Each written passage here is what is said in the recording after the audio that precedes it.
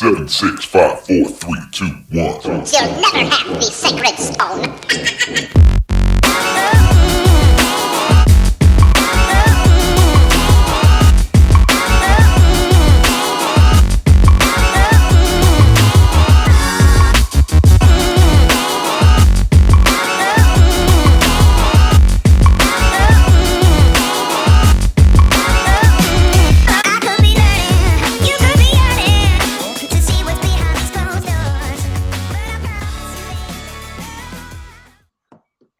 All right, welcome into another edition of the Vegas Squares podcast. We are in the virtual Zoom studio, and Spike's back. Hey! We haven't done any non-golf podcasts in like 2 weeks. I was wondering why I hadn't gotten a call. You can be part of the golf podcast, but you won't do much talking. I mean, I will. It just won't be productive talking.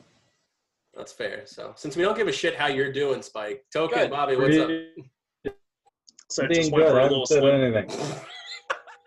What the fuck is going on? Oh, this is getting off to a great start.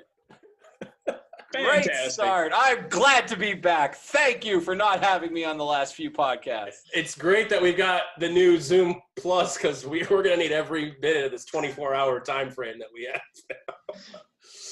Is that even enough time? Well, I upgraded the Zoom, and we went from 40-minute windows to 24-hour windows. So if we have to upgrade again, I'll cross that bridge when I come to it. I am going to have to do work eventually. I could do work and podcast at the same time. I'm playing Counter-Strike and podcasting at the same time, and I'm being more entertaining than the two of you combined. So, yeah, why not? Sounds about right. Three of us, dummy. I'm not including Aaron in this. I'm talking about the other two guest hosts because Aaron actually owns this thing or whatever the fuck his title is. I don't know. Own a podcast that we're all Slap owners. that commissioner. Yeah, well, I mean, he owns the podcast in that he gets all of the ad revenue, all of the sponsorship revenue. So he's making all the money off of this. All negative. This is how many dollars have been brought in since the beginning of the podcast. All negative. Actually, whatever. Shit, look at all that beef jerky you got laying over there. Yeah, I've got beef jerky. You're right. I did get three Ooh, free beef free jerky. bags of beef jerky. But you guys have to come to my house so that you can bring it back to your Grab house. my beef jerky.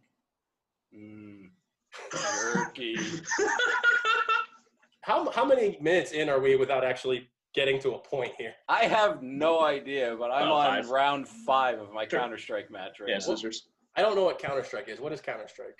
How do you not know what Counter-Strike is? It's a video game that's been around for like 20 years. If you would allow screen sharing, I'd bring it up so you could see what's Thank you. up. I don't want to see it. I was just curious what it was. I know what Call of Duty is. I don't know what It's Counter. actually a pretty cool game. I've never been a big video game guy, so I don't. Well, I play My NCAA favorite 14. was Burnout.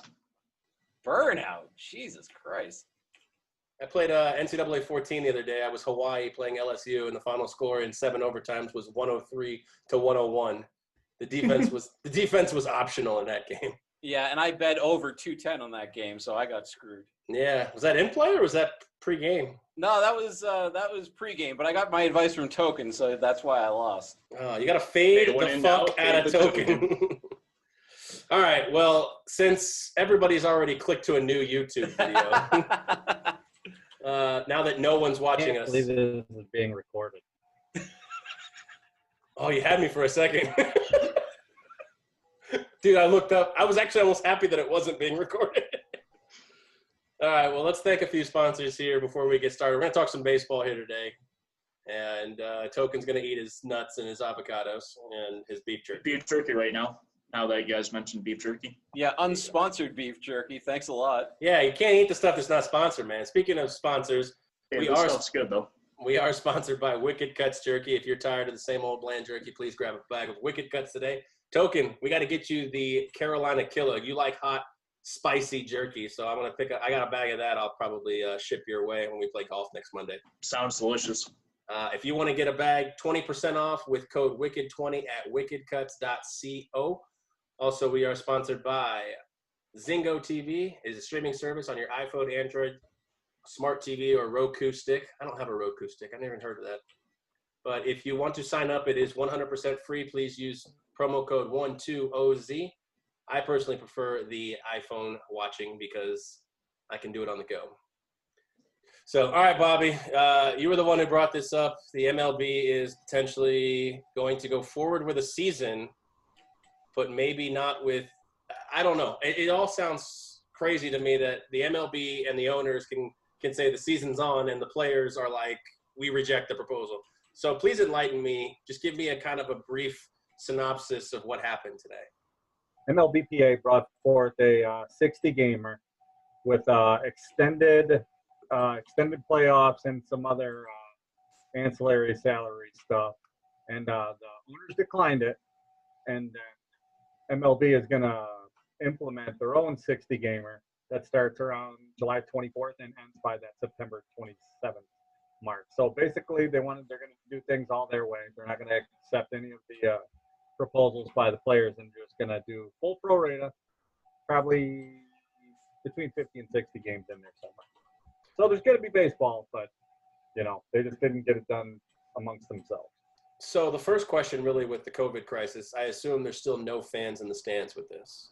It's definitely to start. There's not going to be any fans, and if I had to guess, there's probably not going to be any fans the entire time. I mean, this shit isn't going away. We're starting to see a spike in numbers. So I don't know. COVID is real. Okay, so I'm reading this right now. The latest rejected proposal by the owners from the players was 60 games. It would have included an expanded postseason format, universal designated hitter, which I'm curious to know everyone's thoughts on that. Spike, at one point you did like baseball, and it's a guaranteed $25 million in playoff bonus pools for 2020. So let's take these one at a time. Expanded postseason format. I've always kind of liked the fact that the MLB, basically, at least it used to be, now they've implemented a second wild card, was win your division. And the best team that just finished outside of the division could also get in as kind of a parting gift. Most of the time the wild cards didn't win. Every once in a while they do. But point being is now with the second wild card, now we're expanding it even further. I don't know the details of what an expanded playoff format does entail, but I've heard anything is from up to 8 to 10 teams per league. I've always kind of applauded the MLB token at being the league that rewards the highest of excellence throughout the regular season, because you have the largest schedule, 162 games, to admit 5 teams from each league. And it used to be 4 at one point. I would hate to see it go more than 8. Realistically, I think their ideal number to make the postseason would be 6. Have 4 teams play into the 2 byes. It's kind of like a weird thing, but I think it kind of gives a little, as well as doesn't take away from what they've been doing much.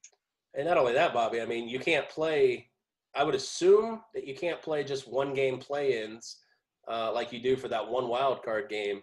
I would assume with an expanded postseason format, we're going to see maybe best of 3s or 5s for the first round series. For what I think there's probably going to be best of 3s because you don't want to have the 1-game play-ins, and they're going to expand these playoffs because everybody knows that they want the best teams in there because people aren't going to watch the San Diego Padres versus the Milwaukee Brewers outside of Milwaukee and San Diego.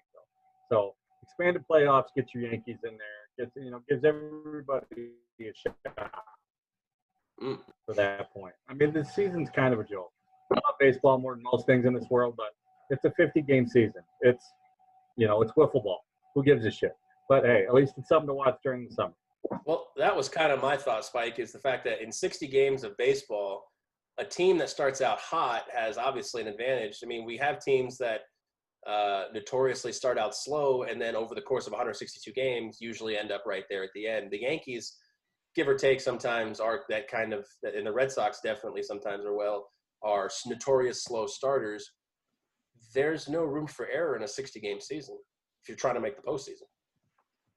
Right, and I know that, maybe some of the purists and some of the people that think that the game should be 100 or the season should be 162 games, or at least, longer than the NFL and NHL and NBA, would say that, having a shortened season of Major League Baseball doesn't really show you what teams are all about. But I don't know. I kind of think that, baseball playoffs can really separate the men from the boys, so to speak. And I think that if it's a 60-game season or a 162-game season, all the teams are playing the same amount of games, so it really is kind of irrelevant as far as the number of games actually played to get to the playoff system.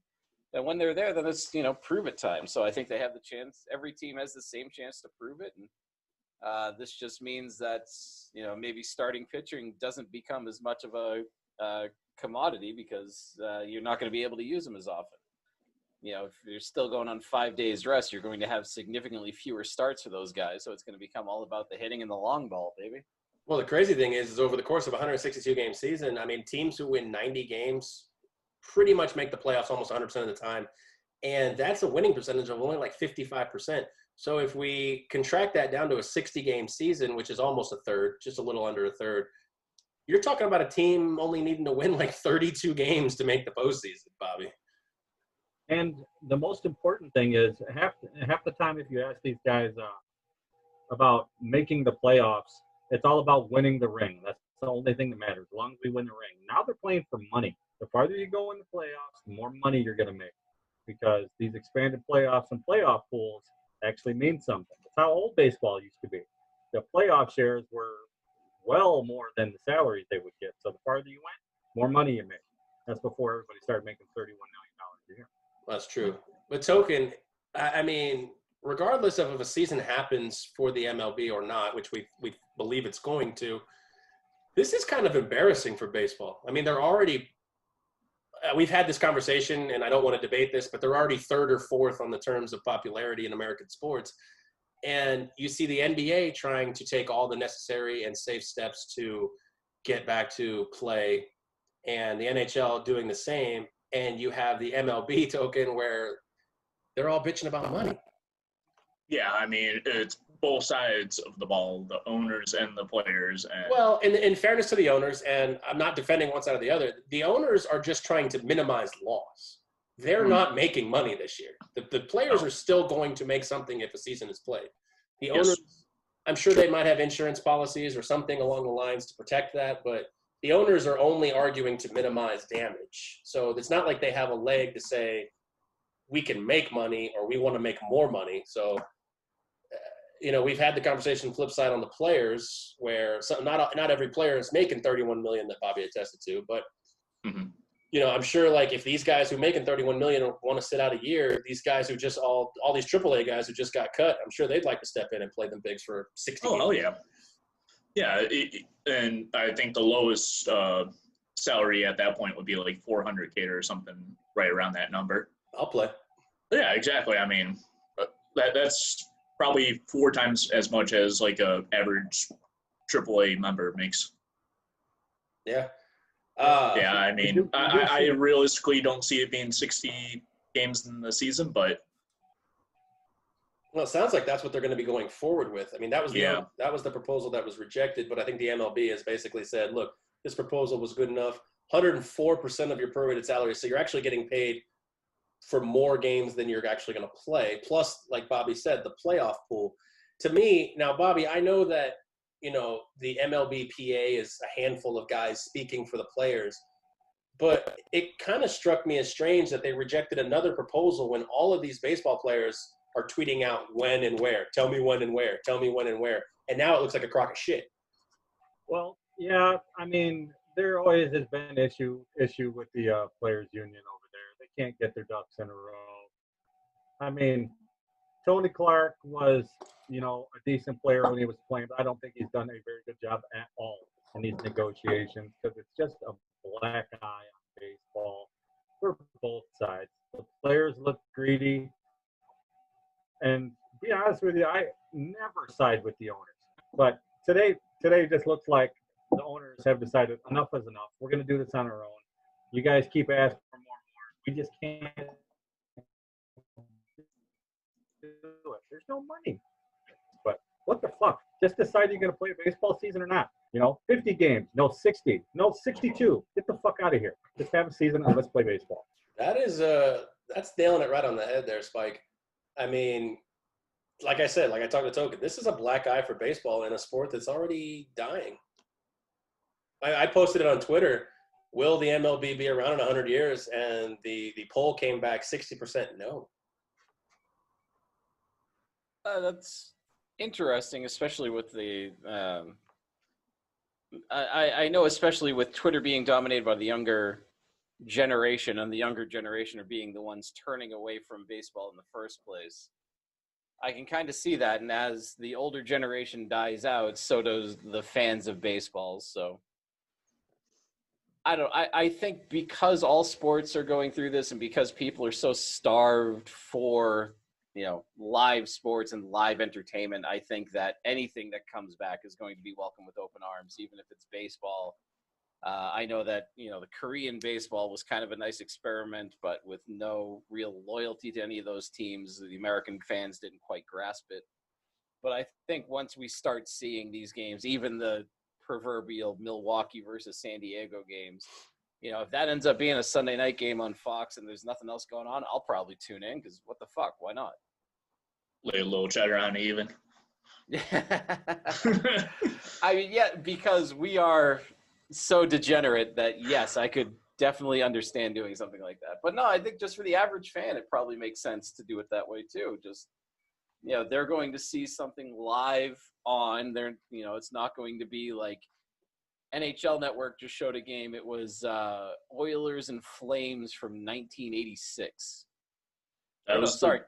Canucks and Oilers from 1986. It's like, yeah, okay, you get to see Gretzky. That's great, but that how was this game the ends. last big hurrah for Canada, pretty much. Yeah, I mean, it's just, just type in YouTube and you can get the 10-minute highlight, so you don't have to watch the full 2-hour game of names that you've never heard of before. Well, I mean, in fairness, the 24-hour, sports, network dedicated to one niche, you're going to have some time where you need to fill. Oh, sure. No, I get that. And the Canucks and Oilers with Gretzky, there's a lot of people. There's a lot of people who may be becoming hockey fans, Vegas fans, maybe the new Seattle franchise fans who never experienced Gretzky. Why is this guy the great one? Oh, well, let me tune in and see why.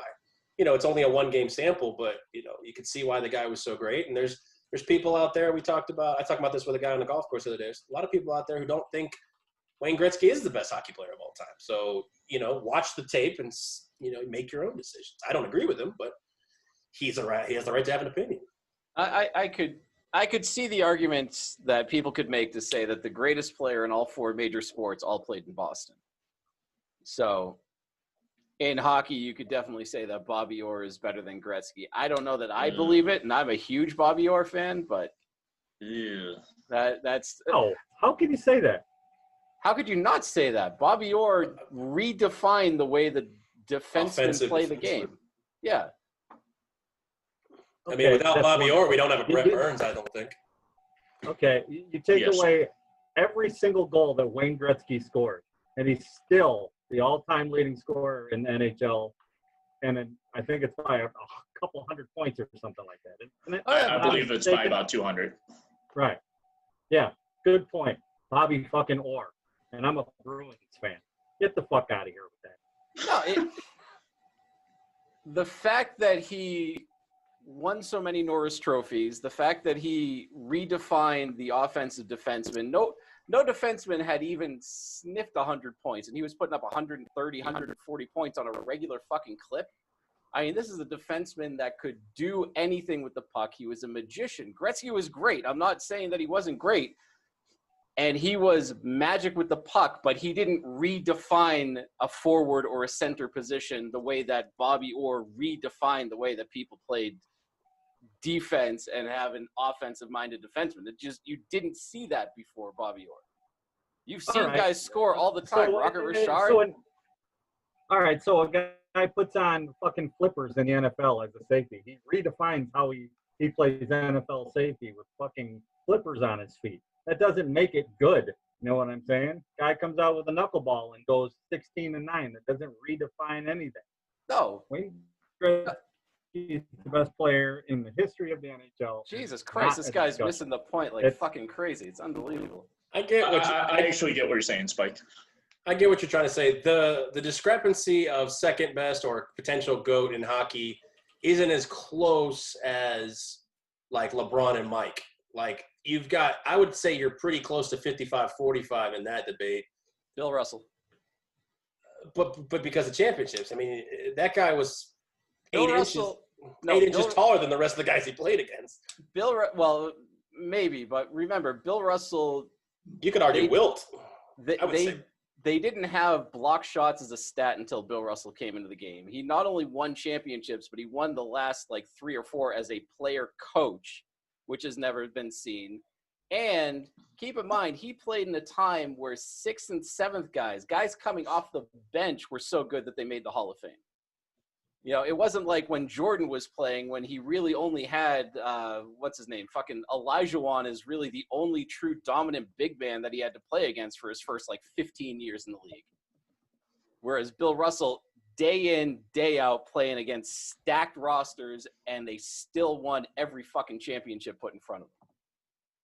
Can't go 3-6 in the finals and expect to be the best player ever. That takes LeBron out.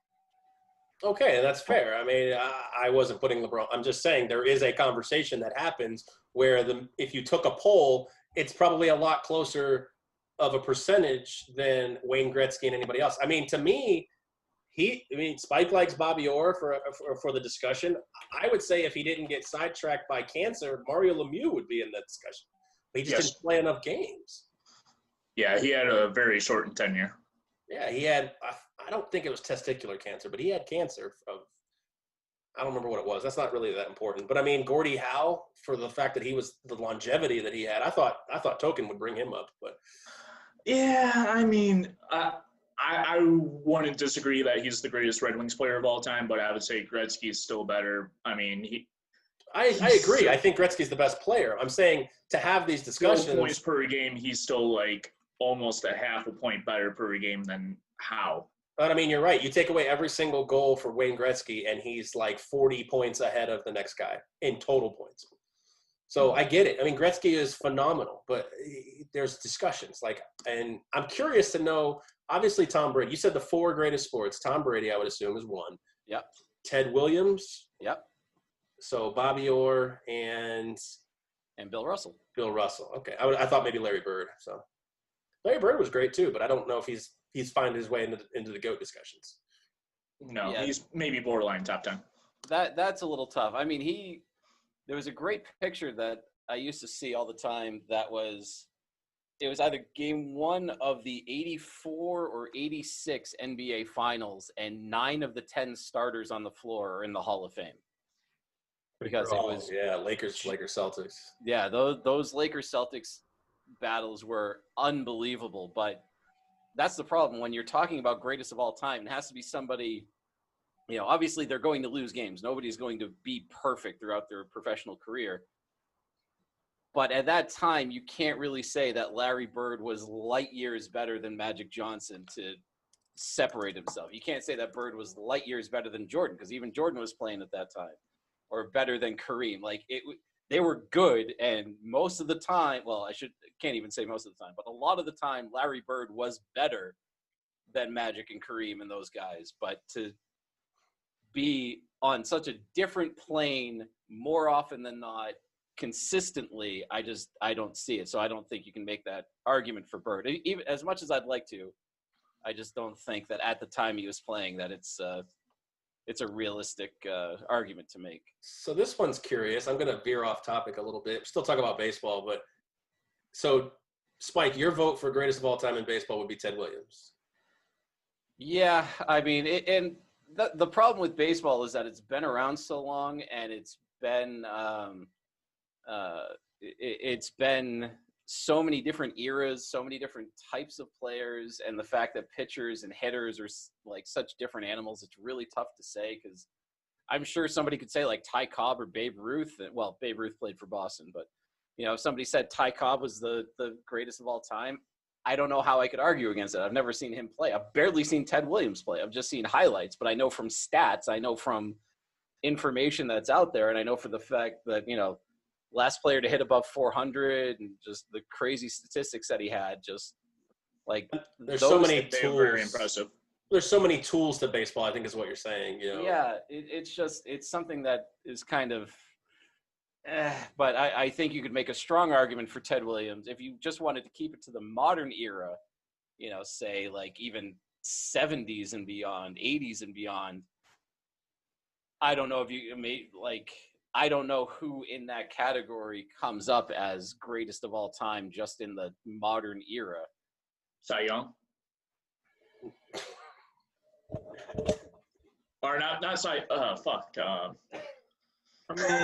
Don't you have to include Bonds even with the HGH and all the steroids and stuff like that? That's the big question with that one is how much do you put? Because I put out a poll on Twitter. If you had a vote, would you vote the steroid guys? And the overwhelming. See, I posed it in 3. I said, would you vote the alleged steroid guys like Ortiz and Manny Ramirez, and would you vote in the guys who have actually tested positive, like the Balco guys, the Roger Clemens of the world? Like, would you do just the confirmed, or would you do just the alleged, or would you do both? And the majority actually was unconfirmed. Like, they would have a special place in hell in the Hall of Fame, but I mean, they would be in there. If the Hall of Fame had a basement, they would be down there.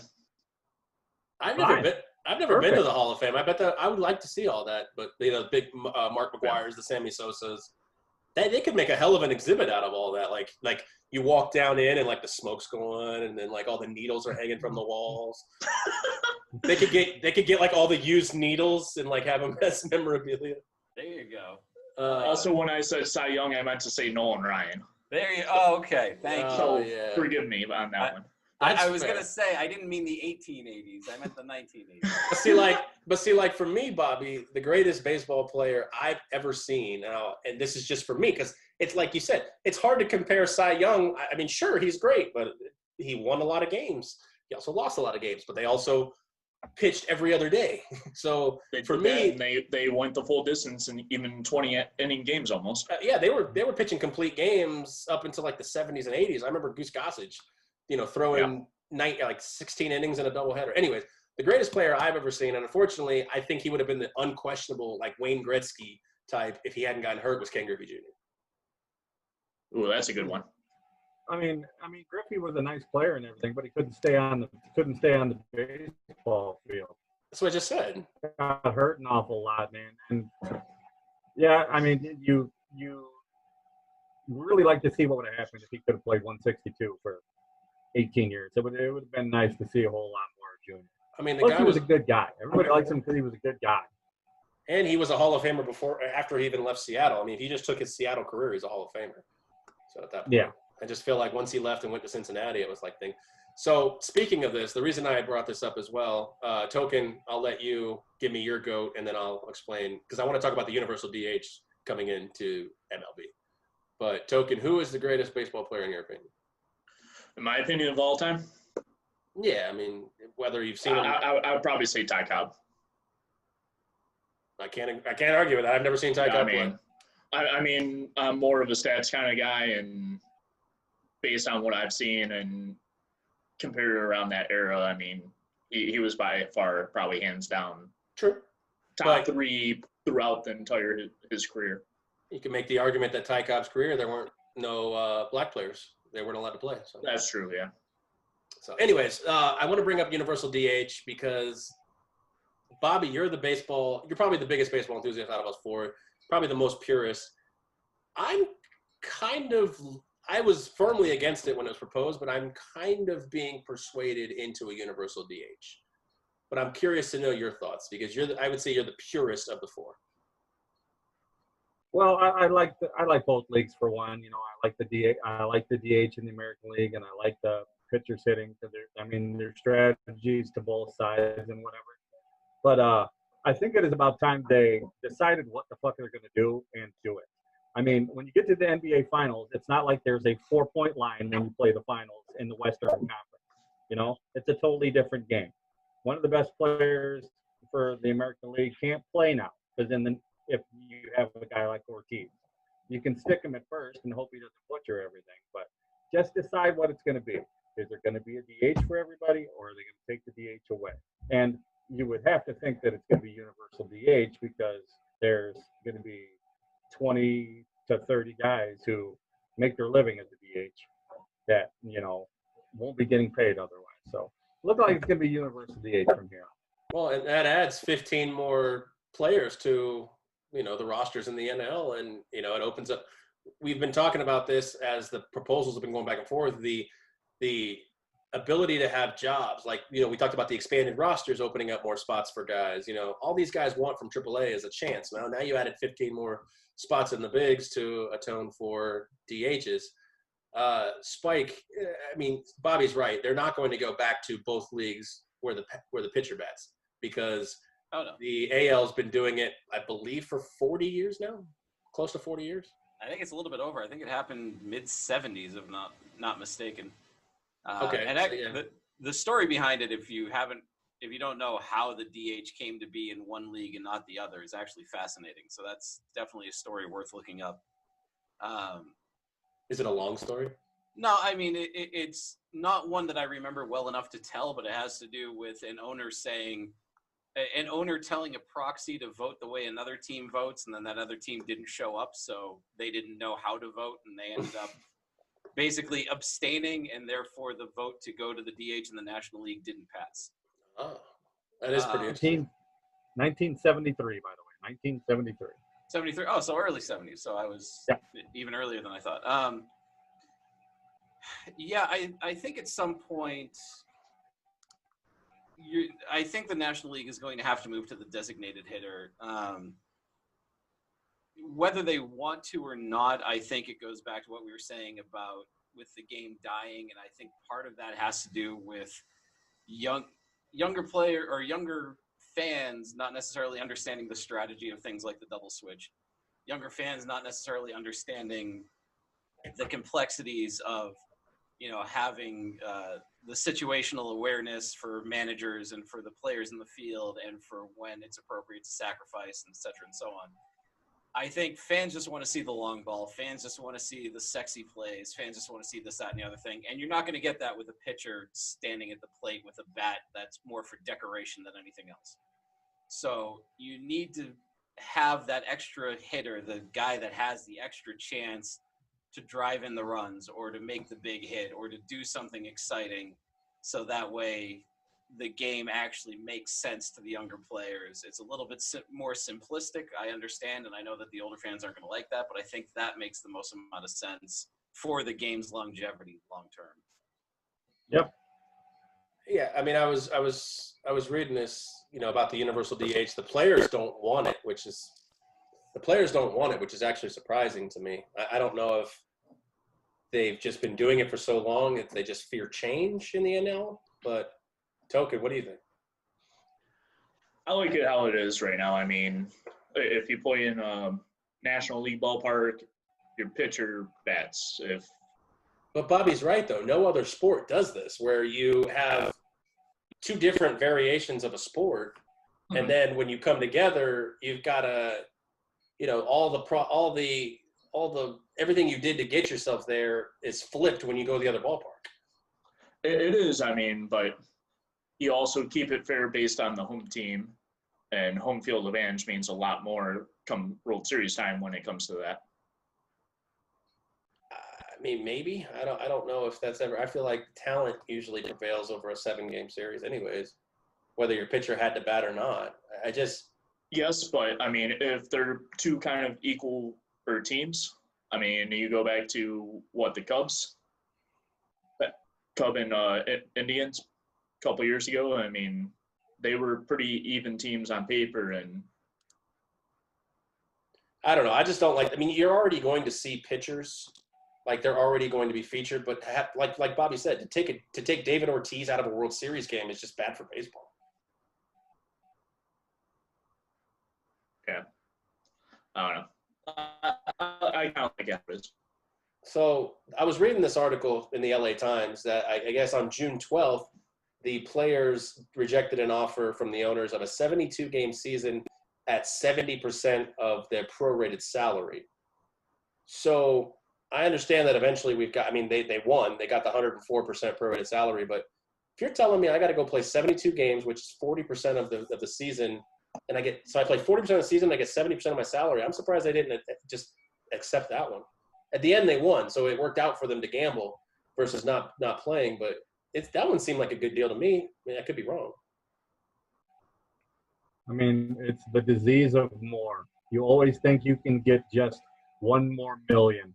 Just get 1 more year on the contract. And you squeeze and you try and get more. And then what happens? Everybody goes, you know what? Fuck this guy. He wants too much. Nothing else. So they kept squeezing, and the owners just went, enough, you know? We have the ball in our court anyway. We can do what we want. Why would we acquiesce to what these guys want to say? Let's just do what we want. And they have to abide by it anyway. So the hell with them. It's fair enough. Token, you going to watch baseball this year if it comes back? Playoffs maybe, and maybe some highlights, and that's about it. I'm not huge on baseball to begin with. I'd rather watch bowling or golf or actually table tennis now. Kind of been doing some degenning on that. Of course you have. How much are you down? I'm actually even right now. I had a good day today. He chased to get back to even. I see that though. Soccer got me pretty good today. I hit a five-way parlay. Jesus. Jeez. Wow. How down were you that you needed a 5-way parlay to get even? It's true. It was a $10 parlay to pay out like $250. So you were down about $250. Yeah. All right. Fair enough. Spike, you gonna watch baseball if it comes back? Not only will I watch, I'll probably actually make a trip out to Arizona if they allow fans in the stands this year. Well, that's true. Yeah, either that or LA. I like Angel Stadium. Yeah, I haven't been to Angel Stadium, but I got a buddy that's a Diamondbacks That's on my bucket fan. list. So we went out to Arizona last year for a couple of games. It was fun, great ballpark, had a blast, played some poker out in Harrah's Auction and a couple other places. I enjoyed it. Talking Stick's real nice out there too. Yeah, I would go to Dodger Stadium, but I value my life, so Yeah. Good. Bobby, we already know you're going to watch baseball if and when it comes back. Yeah, I'm a baseball purist. I love it. I don't know how much I'll be betting it because it's going to be so up and down. Who the hell knows what anybody's been doing during quarantine? You know, Yoenis Cespedes could come back and be 325 pounds for all we know. So that would be in shape for him.